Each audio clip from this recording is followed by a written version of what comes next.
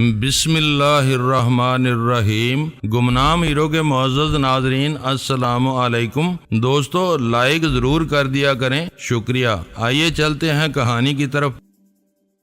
سلمیٰ ہمیشہ کی طرح حسین، پروقار، خوش لباس اور پرسکون نظر آ رہی تھی۔ اس نے ہلکا سا میک اپ کیا ہوا تھا۔ میں یہ دیکھ کر حیران ہوئے بغیر نہ رہ سکا کہ وہ سگریٹ پی رہی تھی۔ غیر ملکی سگریٹوں کا بڑا سا پیکٹ بھی اس کے سامنے پڑا تھا۔ گویا تبدیلی اس کے طرز گفتگو میں ہی نہیں آئی تھی، انداز اعتبار میں بھی آئی تھی۔ میں فیصلہ کرنے سے قاصر تھا کہ یہ تبدیلی اچانک آئی تھی یا مجھے علم ہی اچانک ہوا تھا۔ میں قریب پہنچا تو اس نے بڑے سرسری سے انداز میں میری طرف دیکھا اور سامنے بیٹھنے کا اشارہ کیا۔ کچھ پیو گے؟ اس نے پوچھا، اور تب مجھے احساس ہوا کہ اس کی آواز میں خمار کا بوجھل پن تھا اور اس کی آنکھیں بھی کوئی مخمور سا فسانہ سنا رہی تھیں۔ میرے ذہن میں جو خیال آیا اسے میں نے فوراً جھٹک دیا۔ بھلا یہ کیسے ہو سکتا تھا؟ قاسم خان کی موجودگی میں یہاں جب میٹنگز ہوتی تھیں تو ڈرنکس وغیرہ سرو نہیں کی جاتی تھیں۔ قاسم خان نے مجھے بتایا تھا کہ سلمیٰ گھر میں شراب وغیرہ کی موجودگی برداشت نہیں کرتی، اور آج خود سلمیٰ کی آنکھوں سے خمار جھلک رہا تھا۔ لہجے میں بوجھل پن تھا۔ یہ بھلا کیسے ممکن تھا؟ میں نے نفی میں سر ہلایا۔ تب وہ گویا یکدم اصل موضوع پر آتے ہوئے بولی، تم بالکل گدھے ہو۔ اتنا ڈرنے اور اس طرح یکدم روپوش ہو جانے کی کیا ضرورت تھی؟ ہم سے تمہارے تعلق کا کوئی ثبوت موجود نہیں ہے۔ جب تک قاسم خان خود یا میں تمہارے بارے میں زبان نہ کھولوں تب تک تمہیں کوئی خطرہ لاحق نہیں ہو سکتا، اور ہم سے تمہیں اس قسم کی توقع نہیں رکھنی چاہیے۔ ہمارے جسموں کا اگر ایک ریشہ الگ کر دے تب بھی ہم اپنے راز نہیں اگل سکتے، اپنے جانثاروں کو کسی مصیبت میں نہیں ڈال سکتے، اور یہی توقع ہم اپنے جانثاروں سے رکھتے ہیں۔ اس نے جب چھوٹتے ہی مجھے گدھا کہا تھا تو اس کے لہجے میں بڑا مان اور اپنائیت تھی۔ اس کے باوجود جانے کیوں مجھے اس کا لہجہ اچھا نہیں لگا۔ سلمیٰ جیسی حسین اور پرکشش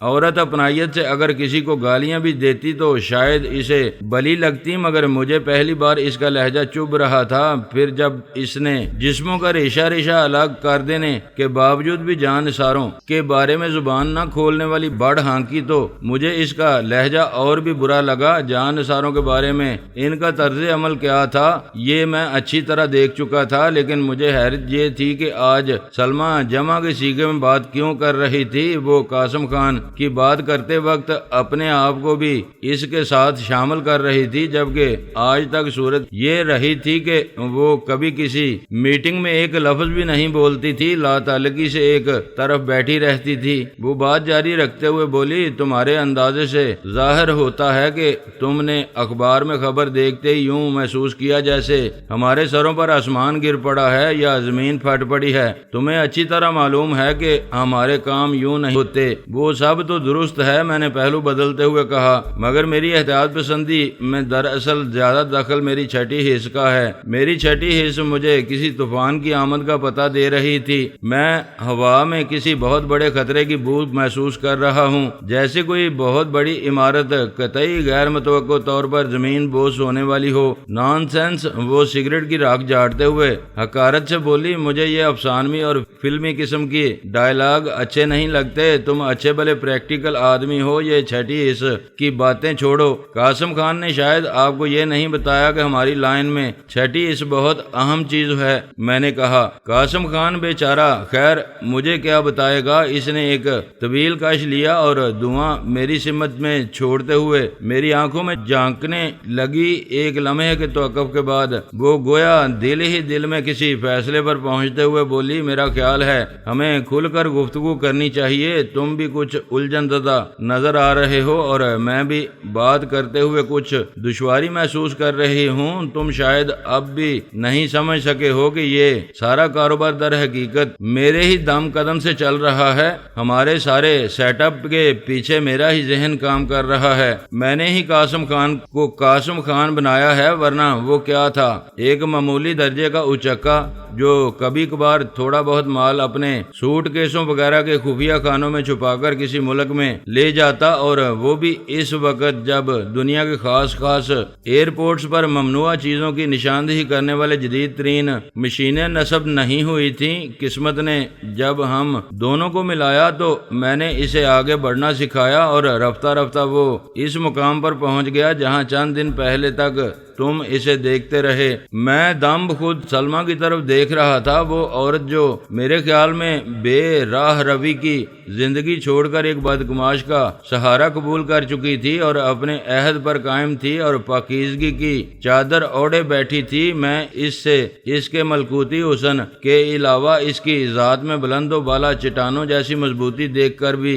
متاثر ہوتا تھا، مگر آج یہ تصور پاش ہو گیا تھا۔ وہ یک لخت ہی ایک نئے روپ میں میرے سامنے آ گئی تھی، غیر معمولی عورت وہ اب بھی تھی، مگر کچھ اور طرح کی۔ میں اب بھی اپنے آپ کو اس سے معروف محسوس کر رہا تھا، مگر کسی اور انداز میں۔ وہ بات جاری رکھتے ہوئے بولی، میرے نقطہ نظر سے قاسم خان بالکل چوگد آدمی ہے۔ جب تک وہ لفظ بے لفظ میری ہدایت پر عمل کرتا رہا، کامیاب رہا، پھلتا پھولتا رہا، روز بروز ترقی کرتا رہا، پھر نہ جانے کیوں اسے شوق چرایا کہ اسے اپنے طور پر بھی فیصلے کرنے اور انتظامات چلانے کی صلاحیت اپنے اندر پیدا کرنی چاہیے، اور اس کے لیے کوششیں شروع کر دیں۔ اس نے پے در پہ غلطیاں کی، لیکن میں کسی نہ کسی طرح معاملات کو سنبھالتی رہی۔ کہیں میری عقل کام آ گئی، کہیں میرے تجربات، کہیں میرے حسن کا جادو چل گیا، اور کہیں میرے معاملہ سازی کی بدولت بلا ٹل گئی۔ کہیں روپیہ کام آیا اور کہیں روپے کو استعمال کرنے کا سلیقہ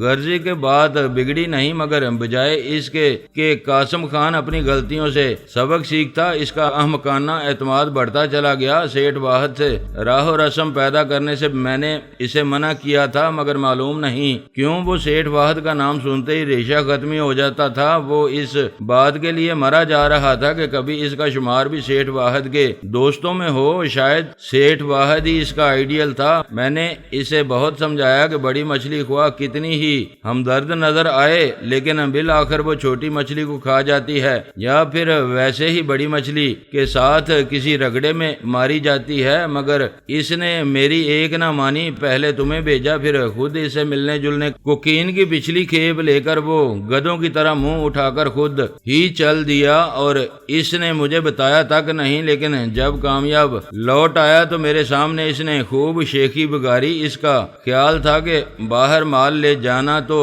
بالکل آسان ہے، کیونکہ وہاں انسان پر تھوڑا بہت اعتماد کیا جاتا ہے، انسان کا انگ انگ ٹٹول کر اور اس کے سامان کی سلائیاں تک ادھیڑ کر نہیں دیکھی جاتی۔ ویسے بھی وہ ماضی میں چھوٹی موٹی چیزیں لے کر بہت سے ممالک کے ایئرپورٹس سے بخیری و عافیت گزرتا رہا تھا، اس لیے اس کا حوصلہ بڑا ہوا تھا، لیکن شاید اسے اندازہ نہیں تھا کہ منشیات کے سلسلے میں بیشتر ممالک کی پولیس اور دیگر ایجنسیاں کتنی سخت ہیں۔ اس بار بھی اس نے مجھے اپنے پروگرام کی ہوا تک نہیں لگنے دی، اور بالآخر پکڑا گیا۔ وہ جو کہتے ہیں 100 دن چور کے 1 دن شاہ کا، وہ ایک طویل سانس لے کر خاموش ہو گئی۔ چلیے یہ سب کچھ تو اب ہو چکا، میں نے سنبھل کر کہا، سوال یہ ہے کہ اب آپ کیا کریں گی؟ سب سے پہلے تو میں یہ کر رہی ہوں کہ جس قدر جلد بھی ممکن ہو سکا میں امریکہ روانہ ہو جاؤں گی۔ وہ نئی سگریٹ سلگاتے ہوئے بولی، ویزے اور ٹکٹ کے لیے میں نے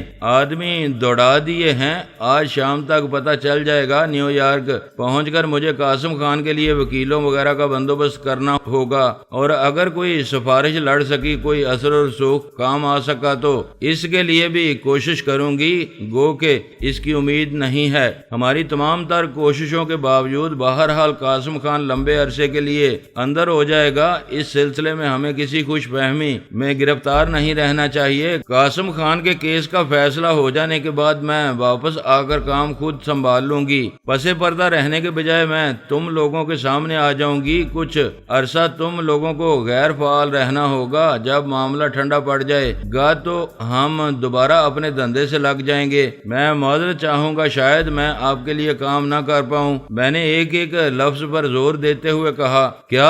اس نے بری طرح چونک کر میری طرف دیکھا، اس کے سر پر جیسے کوئی بم پھٹ پڑا تھا۔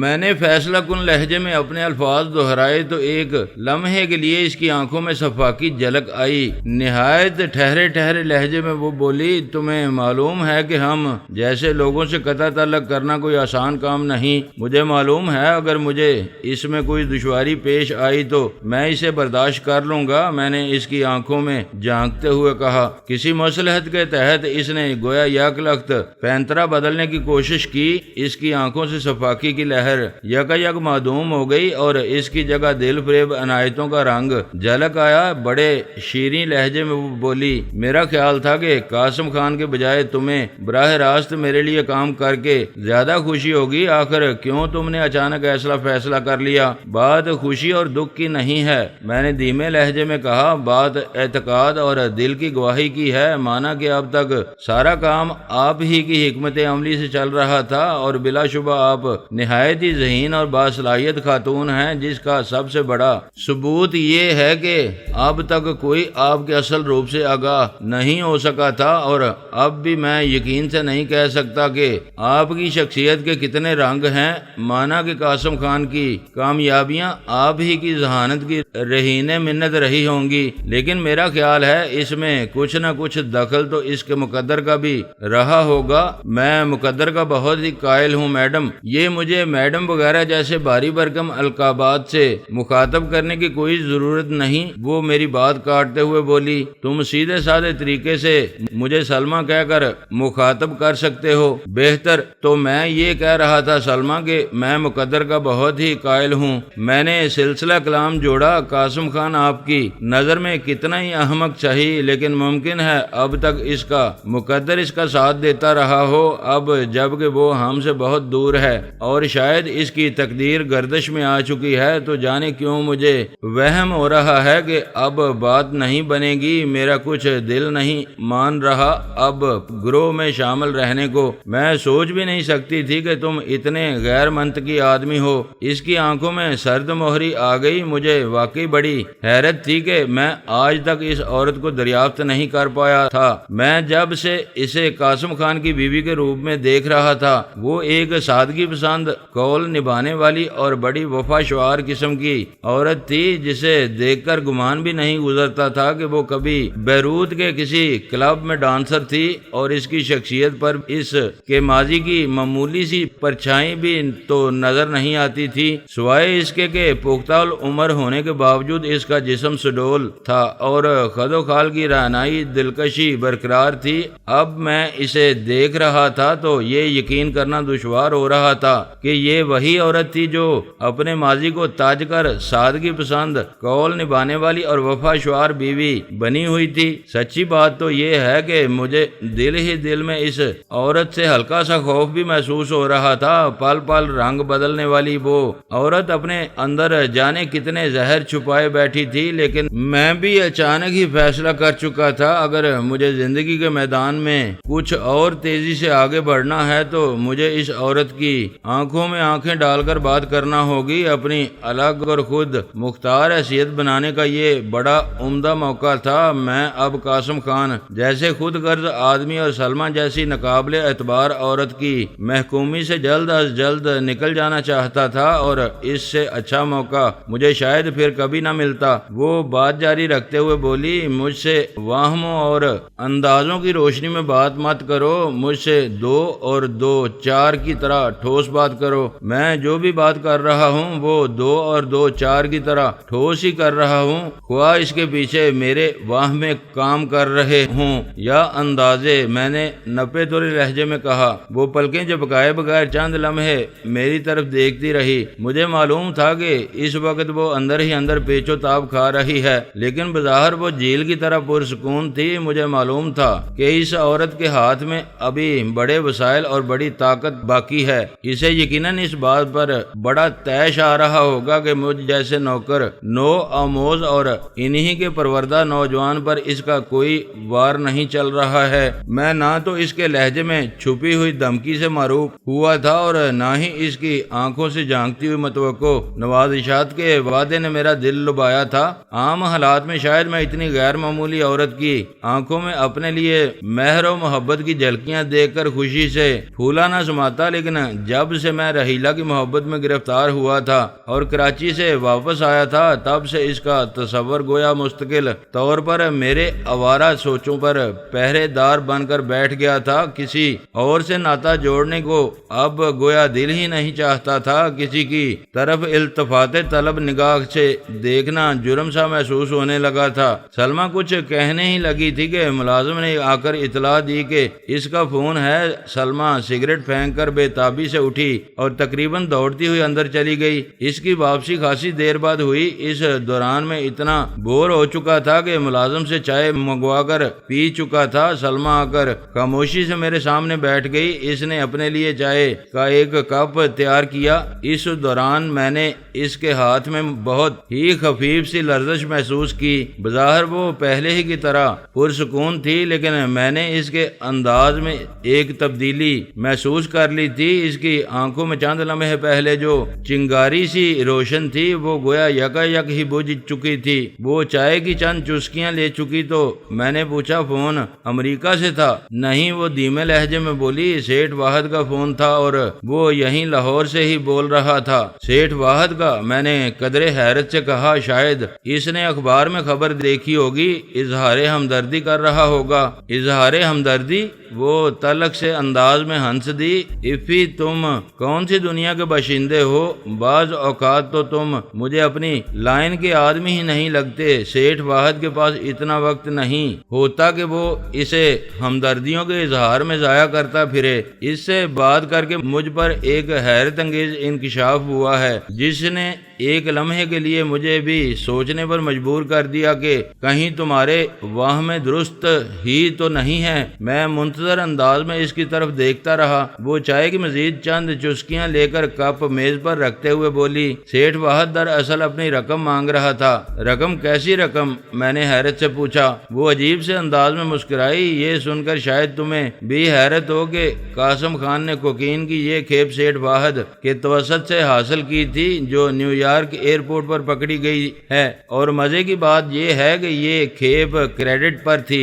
کریڈٹ پر؟ میں ایک بار پھر حیران ہوئے بغیر نہ رہ سکا۔ لیکن ہماری لائن میں تو کریڈٹ نہیں چلتا۔ ہاں، یہی اس معاملے کا مزید ستم ظریفانہ پہلو ہے۔ سلمہ نے ایک گہری سانس لے کر کرسی کے پشتے سے ٹیک لگا لی۔ قاسم خان نے اس سے پارٹنرشپ کی بنیاد پر یہ کھیپ لی تھی جس کی روح سے معاہدہ کچھ اس قسم کا بنتا تھا کہ وہ بین الاقوامی مارکیٹ میں اس کھیپ کی قیمت فروخت میں حصہ دار ہوں گے، اور قاسم خان ہر حال میں اس کا آدھا حصہ سیٹھ واحد کو ادا کرنے کا پابند ہوگا۔ گویا اس معاملے میں قاسم خان نے کوئی ایک حماقت نہیں بلکہ حماقت در حماقت کی ہے۔ اس حساب سے کھیپ کی قیمت 2 کروڑ سے اوپر ہے، یعنی قاسم خان سیٹھ واحد کو 1 کروڑ روپیہ ادا کرنے کا پابند ہے۔ اب کوئی قاسم خان سے پوچھے کہ گدے تمہیں اس قسم کی پارٹنر شپ میں کوکین لے جانے کی کیا ضرورت تھی؟ تم کوئی اتنے گئے گزرے تو نہیں تھے کہ ملکی مارکیٹ کے ریٹ سے کوکین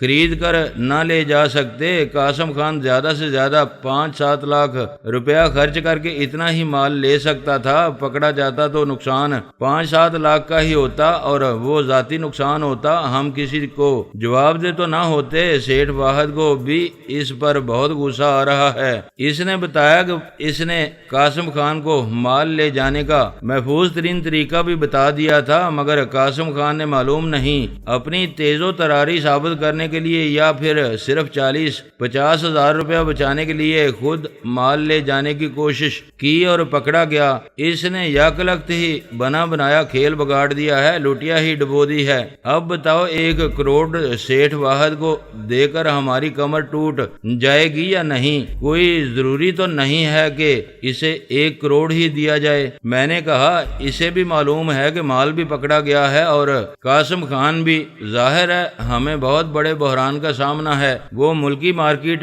ریٹ سے ہم سے 5-7 لاکھ لے کر۔ سلمہ کی آنکھوں میں تھکن سی جھلک آئی۔ ایک بار پھر اس نے عجیب سی نظروں سے میری طرف دیکھا، جیسے کوئی بچہ اس کے سامنے بے سروپا باتیں کیے جا رہا ہو۔ کچھ باتیں واقعی میری سمجھ میں نہیں آ رہی تھیں اور کچھ میں جان بوجھ کر بھی بچہ بنا ہوا تھا۔ تمہیں اچھا بھلا معلوم ہے افی کے اسمگلروں کے اصول کتنے سخت ہوتے ہیں۔ بالآخر وہ بولی، عام لوگ عدالتی کاغذوں پر اقرار نامے اور معاہدے طے کرتے ہیں، وکیلوں اور گواہوں کی موجودگی میں سب کچھ لکھا جاتا ہے۔ اس کے باوجود بعد میں جب بھی انہیں موقع ملتا ملتا ہے یا وہ ضرورت محسوس کرتے ہیں تو ان معاہدوں سے منکر ہو جاتے ہیں اور ان کے معاملات برسوں عدالتوں میں لٹکے رہتے ہیں۔ لیکن ہم لوگوں میں ایسا نہیں ہو سکتا، سب کچھ زبانی ہوتا ہے، لیکن بس جو طے ہو گیا سو ہو گیا، اس سے منکر ہونے کا سوال ہی پیدا نہیں ہوتا۔ جہاں کسی کی نیت میں فرق آیا وہیں دو فریقوں میں ٹھن گئی، کتنی ہی جانیں ضائع ہوتی ہیں اور بالآخر ایک بار کی چھڑی ہوئی دشمنی کسی ایک فریق کی تباہی اور کبھی کبھی تو دونوں فریقوں کی تباہی پر ختم ہوتی ہے۔ اور ہمارا معاملہ تو سیٹھ واحد سے ہے۔ سیٹھ واحد ان لوگوں میں سے نہیں کہ جن کے ساتھ کیے گئے معاہدے سے منکر ہونے کے بعد کوئی اس ملک میں رہ سکے، بلکہ اس سے بد معاملگی کر کے تو کسی اور ملک میں بھی خیر و عافیت سے رہنا ممکن نہیں ہے۔ تو پھر دوسرا پینترا آزماؤ۔ میں نے قدرے جرت سے کام لیتے ہوئے کہا، تمہاری جنبش ابرو سے تو بڑے بڑے پتھریلے دلوں کے قفل کھل سکتے ہیں، خاک کھل سکتے ہیں۔ وہ میری بات کا برا منائے بغیر پھیکی سی مسکراہٹ کے ساتھ بولی، میری مہربان نگاہیں تم جیسے نوجوان اور نو آموز پر تو کوئی اثر کر نہیں سکیں، سیٹھ واحد جیسے گاہک آدمی کا دل کیا موم کریں گی۔ میری بات اور ہے، میں نے کہا، میں تو کسی سے وفا کا پیمان نبھا رہا ہوں، ورنہ شاید تمہارے قدموں میں لوٹ رہا ہوتا۔ سیٹھ واحد کی بھی بات اور ہے، وہ دھیمے لہجے میں بولی،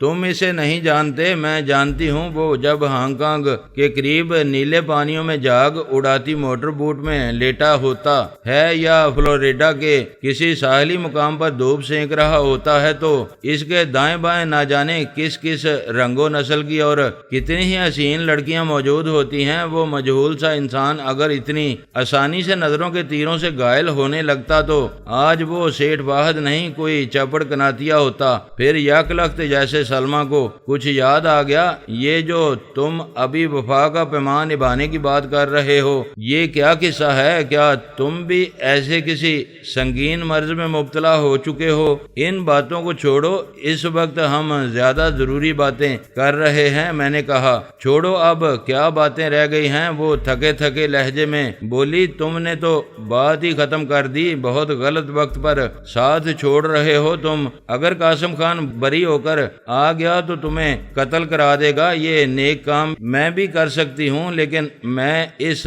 آس پر تمہیں چھوڑ رہی ہوں کہ شاید کچھ عرصے بعد تم اپنا ارادہ بدل دو۔ جہاں تک جان کے خوف کا تعلق ہے تو تمہیں معلوم ہی ہوگا کہ جب انسان یہ خوف دل سے نکال دیتا ہے تبھی اس لائن میں آتا ہے۔ میں نے کہا، اور جہاں تک ارادہ تبدیل کرنے کا سوال ہے تو میں ایسے ارادوں کو شاذ و نادر ہی دل میں جگہ دیتا ہوں جنہیں تبدیل کرنا پڑے۔ خیر، وہ طویل سانس لے کر بولی، یقین رکھو میں تمہارے بغیر بھی کام چلا لوں گی، گروہ میں تمہاری کمی میں بہت جلد پوری کر لوں گی، مجھے خوشی ہوگی۔ میں نے اسپاٹ لہجے میں کہا، اس بات کی کیا ضمانت ہے کہ تم ہمیں کوئی نقصان پہنچانے کی کوشش نہیں کرو گے؟ تمہیں ہمارے بیشتر راز معلوم ہیں۔ وہ بولی، کیا تم مجھے ایک گھٹیا آدمی سمجھتی ہو؟ میں نے قدرے ناخوشگوار لہجے میں کہا، سمجھتی تو نہیں، لیکن آدمی کو گھٹیا بنتے دیر تو نہیں لگتی۔ وہ ملائمت سے بولی، میں گروہ میں ہمیشہ جوان مردوں کی طرح رہا ہوں، گروہ سے باہر بھی جوان مردوں ہی کی طرح رہوں گا۔ میں نے ٹھوس لہجے میں کہا، کرو گے کیا؟ اس نے پوچھا۔ ابھی مجھے خود کچھ نہیں معلوم، میں نے کوئی فیصلہ نہیں کیا، شاید میں کراچی چلا جاؤں۔ میں نے کہا، بہرحال جب تک یہاں ہو تب تک رابطے کی کیا صورت رہے گی؟ اس نے پوچھا۔ میں خود رابطہ قائم کرتا رہوں گا۔ میں نے کہا، ویسے تم تو خواہ مخواہ گھبرا کر گھر چھوڑ گئے ہو، تمہیں کوئی خطرہ نہیں ہے، حتیٰ کہ تمہیں کوئی پکڑوانا بھی چاہے تب بھی تمہارے خلاف کوئی ثبوت نہیں ہے۔ خطرہ اگر کوئی ہو سکتا ہے تو سب سے زیادہ مجھے ہو سکتا ہے۔ تم لوگ تو صرف اسی وقت خطرے میں ہوتے ہو جب مال تمہارے پاس ہوتا ہے، رنگے ہاتھوں پکڑے جانے کی صورت میں ہی تمہیں کوئی سنگین سزا مل سکتی ہے۔ خیر، یہ میرے مسائل ہیں۔ میں اٹھتے ہوئے بولا، اب میں چلوں؟ خدا حافظ۔ وہ اپنی جگہ سے اٹھے بغیر بولی۔ گیٹ کے قریب پہنچ کر میں نے مڑ کر دیکھا، وہ کھوئی کھوئی سی نظروں سے میری طرف ہی دیکھ رہی تھی۔ چوکیدار نے گیٹ کھول دیا، میں تیزی سے مڑا اور باہر آ گیا۔ درزدیدہ سی نظروں سے میں نے ایک بار کوٹھی کے خوبصورت در و دیوار کو ضرور دیکھا تھا۔ ایک لمحے کے لیے مجھے دل میں ہلکی سی کسک محسوس ہوئی۔ کچھ زیادہ مدت نہیں بیتی تھی کہ میں گاڑی کی پچھلی نشست پر اشرف خان کی لاش لیے اس گھر کے دروازے پر پہنچا تھا۔ اس گھر کے وسیلے سے مجھے بہت کچھ ملا تھا، پناہ، تجربہ، دولت، خود اعتمادی اور بالغ نظری۔ بہت جلد ہی میں اس گھر سے ناتا توڑ کر جا رہا تھا، لیکن مجھے اپنے اس فیصلے پر زیادہ پچھتاوا نہیں تھا۔ میرے دل نے کہا تھا کہ مجھے جلد از جلد قاسم خان سے جان چھڑا لینی چاہیے، ورنہ میں رگڑا جاؤں گا۔ میں بہرحال دل کی آواز پر لبیک کہنا چاہتا تھا۔ یہ میری خوش قسمتی تھی کہ میں نہایت پرامن انداز میں گروہ سے الگ ہونے میں کامیاب ہو گیا تھا، ورنہ یہ کوئی آسان کام نہیں تھا۔ شاہ رخ کا انجام مجھے یاد تھا۔ اس نے تو خیر ہیرا پھیری کر کے فرار ہونے کی کوشش کی تھی، لیکن مجھے معلوم تھا کہ دیانتداری سے کام کرنے والوں کے لیے بھی قاسم خان یا شاید سلمہ کی مرضی کے بغیر گروہ سے علیحدہ ہونا کوئی آسان کام نہیں تھا۔ میں ٹہلنے کے سے انداز میں گلی کے موڑ تک پہنچ گیا۔ عین اس وقت جب کہ میں موڑ رہا تھا، میں نے دوسری سمت سے پولیس کی ایک جیپ کو گلی میں داخل ہوتے دیکھا۔ جیپ میرے قریب سے گزر کر گلی میں داخل ہو گئی۔ ایک لمحے کے لیے میں ٹھٹکا، لیکن جیپ میں موجود لوگوں میں سے کسی نے میری طرف توجہ نہیں دی اور میں اسی طرح ٹہلنے کے سے انداز میں آگے بڑھتا چلا گیا۔ چند قدم چلنے کے بعد جب میں نے دیکھا کہ دوسری گلی میں بھی کوئی نہیں ہے تو میں پلٹ کر آیا اور کونے کے ایک مکان کا نمبر دیکھنے کے بہانے میں نے گلی میں جھانک کر دیکھا۔ میری توقع کے عین مطابق پولیس جیپ قاسم خان کے گھر کے سامنے ہی رکی تھی اور ایک باوردی افیسر چوکیدار سے کچھ کہہ رہا تھا۔ ایک اور باوردی افیسر اور ایک سادہ لباس والا اس کے برابر کھڑا تھا۔ میں نے خدا کا شکر ادا کیا کہ میں بہت ہی مناسب وقت پر گھر سے نکل آیا تھا۔ معلوم نہیں کیا سلسلہ تھا اور پولیس افسران کس نیت سے آئے تھے۔ میں تیزی سے آگے چل دیا۔ نسبتاً ایک بڑی سڑک پر پہنچ کر مجھے ٹیکسی مل گئی اور میں ہوٹل لوٹ آیا۔ کچھ دیر تک میں بستر پر لیٹا آنکھیں بند کیے تازہ ترین حالات کا تجزیہ کرتا رہا۔ پھر میں سب کچھ ذہن سے جھٹک کر ایک رسالے کی ورق گردانی کرنے لگا۔ شام کو میں نے قاسم خان کے گھر فون کیا۔ ریسیور سلمہ ہی نے اٹھایا۔ اس کی آواز سن کر میں نے اطمینان کی سانس لی۔ پوچھا پولیس کس لیے آئی تھی؟ میں نے دھیمی آواز میں پوچھا۔ اچھا تو تم ہو؟ اس نے میری آواز پہچان کر گہری سانس لیتے ہوئے کہا، پولیس کچھ رسمی سی پوچھ گچھ کرنے آئی تھی۔ انہوں نے تمہیں تفتیش میں اپنے مخصوص انداز میں تو نہیں گھسیٹا؟ میں نے پوچھا۔ مجھے بلا وہ تفتیش میں کیوں گھسیٹیں گے؟ اس نے بڑی معصومیت سے کہا۔ پھر وہ ایک کھنکدار قہقہا لگا کر بولی، تمہیں معلوم ہونا چاہیے کہ میں تو ایک مشرقی اور وفا شعار بیوی ہوں۔ مجھے تو اپنے شوہر کے اصل دھندے کا ذرا بھی علم نہیں تھا۔ میں تو اسے ایک ممتاز بزنس مین اور معاشرے کا معزز فرد سمجھتی تھی۔ اس انکشاف سے مجھ پر بجلی سی گر پڑی ہے، آسمان ٹوٹ پڑا ہے اور میں یکدم ہی بستر سے لگ گئی ہوں۔ دنیا میری نظروں میں اندھیر ہو گئی ہے، وغیرہ وغیرہ۔ اس نے ایک اور کھنکدار سا قہقہا لگایا، اور اگر تمہیں یقین نہیں آ رہا تو کل کے اخبارات دیکھ لینا، بڑی زبردست چیز ہو تم۔ میں نے ستائشی لہجے میں کہا، قدر شناسی ہے تمہاری، ویسے بندی اس سے بھی زیادہ قابل ہے۔ وہ شوخ لہجے میں بولی، قاسم خان کی کچھ خیر خبر ملی؟ میں نے پوچھا۔ ہاں، میں وہاں پہنچنے اور وکیلوں وغیرہ کا بندوبست کرنے کے لیے اجلت سے کام لے رہی تھی، لیکن اب معلوم ہو گیا ہے کہ اجلت کی کوئی ضرورت نہیں۔ اب میں آرام سے ہی نیو یارک جاؤں گی۔ وہ بولی، کیا مطلب؟ میں نے حیرت سے پوچھا۔ قاسم خان کی گرفتاری ہوئے آج 5واں دن ہے۔ پہلے دن اسے گرفتار کیا گیا، دوسرے دن عدالت میں پیش کیا گیا، تیسرے روز عدالت نے فیصلہ سنا دیا اور اسی وقت اسے جیل بھیج دیا گیا۔ آج اسے جیل میں دوسرا دن ہے۔ اسے 7 سال کی سزا ہوئی ہے۔ اب تو مجھے اس سے ملاقات ہی کرنے جانا ہے۔ اس کے لیے کچھ کرنا تو اب میرے بس کی بات نہیں رہی۔ میں محض ہنکارا بھر کر رہ گیا۔ میں پرسوں امریکہ روانہ ہو رہی ہوں۔ وہ بولی، قاسم خان کو بتا دوں گی کہ جس ساتھی پر اسے سب سے زیادہ ناز تھا وہ کتنے اچھے موقع پر اس کا ساتھ چھوڑ گیا ہے۔ اس بیان میں تصحیح کی ضرورت ہے۔ میں نے جلدی سے کہا، قاسم خان اگر میرے سامنے موجود ہو تو میں اب بھی اسے باس ماننے اور اس کے احکامات کی تعمیل کے لیے تیار ہوں۔ میں نے قاسم خان کا ساتھ نہیں چھوڑا، وہ ہمارا ساتھ چھوڑ گیا ہے۔ خیر چھوڑو اس بحث کو، اس نے قدرے اکتاہٹ سے کہا۔ یہ بتاؤ کہ تم کب تک اس طرح چھپے رہو گے؟ جب تک میری چھٹی اس مجھے خطرے کے سگنل دینا بند نہیں کر دیتی۔ میں نے جواب دیا، یہ بتاؤ کہ امریکہ سے کب تک واپس آنے کا ارادہ ہے؟ 8-10 دن تو لگ ہی جائیں گے، سلمہ نے جواب دیا۔ میں اب تمہاری واپسی پر ہی تم سے بات کروں گا اور حالات معلوم کروں گا۔ میں نے کہا، اب اس کی کیا ضرورت رہ گئی ہے؟ وہ طنزیہ سے لہجے میں بولی، تم نے خدا حافظ کہہ دیا، ہم نے سن لیا۔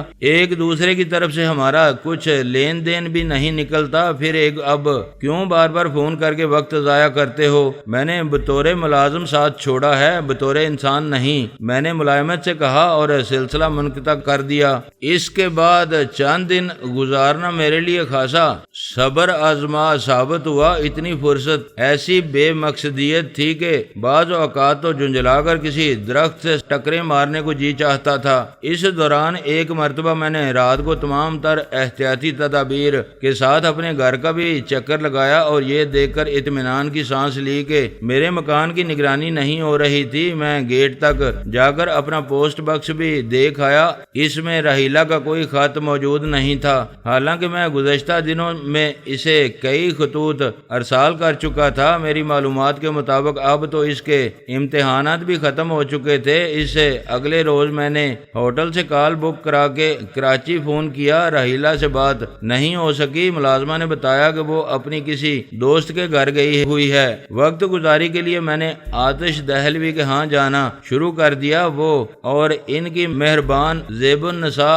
آج کل بہت خوش تھے۔ جس دن میں نے منظور کا دماغ درست کیا تھا، اس دن کے بعد سے ان کے کسی کرایہ دار نے انہیں تنگ نہیں کیا تھا۔ پھر بڑی بھی کیس بھی جیت گئی تھیں اور وہ لوگ ان کی کوٹھی کا نچلا حصہ خالی کر گئے تھے، البتہ جاتے وقت تھوڑی سی توڑ پھوڑ ضرور کر گئے تھے۔ اس حصے میں اب بڑی بھی نے ایک سماجی کارکن کے تعاون سے لڑکیوں کے لیے دستکاری کا اسکول کھول دیا تھا اور ان کا ارادہ تھا کہ وہ کوٹھی اسکول ہی کے نام کر جائیں گے۔ اب انہیں کرایہ معقول مل رہا تھا، جس سے ان کی گزر بسر عمدگی سے ہو رہی تھی۔ آتش دہلوی صاحب کا وہی حال تھا، وہی چال بے ڈنگی۔ بہرحال ان کے ساتھ وقت اچھا گزر جاتا تھا۔ کبھی کبھی مجھے حیرت ہوتی تھی کہ ان میں اب بھی زبردست تخلیقی صلاحیتیں موجود تھیں، مگر اس شخص نے اپنے آپ کو مٹی میں ملا دیا تھا۔ میں نے ایک بار انہیں زندگی کی تعمیر نو کے موضوع پر لیکچر بھی دینے کی کوشش کی اور پوچھا کہ آخر وہ کیوں اپنے آپ کو خوار کیے ہوئے ہیں۔ جواب میں انہوں نے مسکراتے ہوئے شاعر کا یہ شعر پڑھ دیا، تو نے تو ایک ہی صدمے سے کیا تھا دو چار، دل کو ہر طرح سے برباد کیا ہے میں نے۔ ساتھ ہی انہوں نے یہ بھی کہا کہ کبھی کبھی خود کو برباد کرنے میں بھی بڑی لذت محسوس ہوتی ہے۔ اس روز ان کے ساتھ بہت دیر کی مغز کھپائی کے بعد میں اسی نتیجے پر پہنچا تھا کہ وہ تباہی کی اس منزل پر پہنچ چکے ہیں جہاں سے ان کی واپسی ممکن نہیں۔ بہرحال اتنا ضرور تھا کہ جتنی دیر وہ میرے ساتھ رہتے تھے الٹی سیدھی حرکتیں نہیں کر پاتے تھے اور لوگوں کے ہاتھوں ذلیل ہونے سے باز رہتے تھے۔ پورے 10 دن بعد میں نے سلمہ کو فون کیا۔ اس بار بھی فون اسی نے ریسیو کیا اور میری آواز پہچانتے ہی بے تابانہ لہجے میں بولی، ارے کہاں مر گئے تھے تم؟ میں بہت بے چینی سے تمہارے فون کی منتظر تھی، لیکن تم نے تو خود ہی کہہ دیا تھا کہ اب بلا بات چیت کی کیا ضرورت رہ گئی ہے۔ میں نے اسے یاد دلایا۔ وہ تو میں جلے دل سے کہہ رہی تھی، وہ جلدی سے بولی، خیر اس وقت ان باتوں کو رہنے دو، مجھے تم سے بہت ہی ضروری گفتگو کرنی ہے جو فون پر نہیں ہو سکتی۔ اب مجھے اس فون کی طرف سے بھی اطمینان نہیں رہا، تم سے کہاں ملاقات ہو سکتی ہے؟ تم امریکہ سے کب آئیں؟ میں نے اس کے سوال کو نظر انداز کرتے ہوئے پوچھا۔ میں امریکہ جا ہی نہیں سکی، اسی سلسلے میں تو تم سے باتیں کرنی ہیں۔ بتاؤ میں کہاں آؤں؟ اس نے بے تابی سے کہا۔ جگہ تمہارے شایان شان تو نہیں؟ میں نے سوچتے ہوئے کہا۔ بہرحال میری نظر میں وہی مناسب ہے۔ میں نے اسے اسی اسنیک بار کا نام بتایا جہاں آتش دہلوی سے پہلی بار میری ملاقات ہوئی تھی۔ اسنیک بار مین مارکیٹ سے قریب تھا اور میں اپنے ہوٹل سے سے ٹہلتا ہوا وہاں تک جا سکتا تھا۔ دوسری اہم بات یہ تھی کہ اسی سنیک بار سے متصل عمارت دفاتر پر مشتمل تھی۔ اس کی سیڑھیاں چڑھ کر میں کسی بھی فلور کی کھڑکی سے جھانک سکتا تھا اور نظر رکھ سکتا تھا کہ سلمیٰ تنہا آ رہی ہے یا کسی کے ساتھ کوئی اس کا تعاقب کر رہا ہے یا نہیں۔ ٹھیک ہے، میں پہنچ جاؤں گی، سلمیٰ بولی، لیکن کم از کم آدھا گھنٹے بعد، تاکہ اندھیرا ذرا گہرا ہو جائے۔ کچھ لوگ گھر کی نگرانی کر رہے ہیں، مجھے ان کو گنچا دے کر آنا ہوگا۔ دوستو ویڈیو کو لائک ضرور کر دیا کریں۔ ISI پاک آرمی زندہ باد، پاکستان پائندہ آباد۔ معزز ناظرین، اپنا خیال رکھیے گا اور اپنے اس چینل کا بھی شکریہ۔